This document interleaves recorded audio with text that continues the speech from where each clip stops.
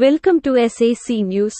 మా ఛానల్ని లైక్ చేయండి, షేర్ చేయండి, సబ్స్క్రైబ్ చేయండి. అగ్ని బాధితులకు టీవీసీ ట్రస్ట్ ఆర్థిక సాయం. కష్టకాలంలో ఉన్న వారికి చేయూతనివ్వడమే మా ట్రస్ట్ ముఖ్య ఉద్దేశమని TVC charitable trust chairman Tadala Vishnu Chakravarthy అన్నారు. కడియం మండలం బుర్రలెంక గ్రామంలో ఇటీవల సంభవించిన అగ్ని ప్రమాదంలో సర్వం కోల్పోయి నిరాశ్రులైన పంతాల కొండారత్నం, మండెల త్రివేణి కుటుంబాలను ఆయన పరామర్శించారు.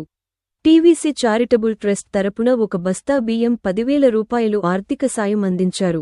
ఈ సందర్భంగా చక్రవర్తి మాట్లాడుతూ బాధిత కుటుంబాలకు అన్ని విధాలుగా అండగా ఉంటామంటూ ధైర్యాన్ని చెప్పారు. ఈ ప్రమాదంలో బాధితులు సర్వం కోల్పోయారని ప్రభుత్వపరంగా అధికారులు వీరికి సహాయ సహకారాలు అందించాలని కోరారు.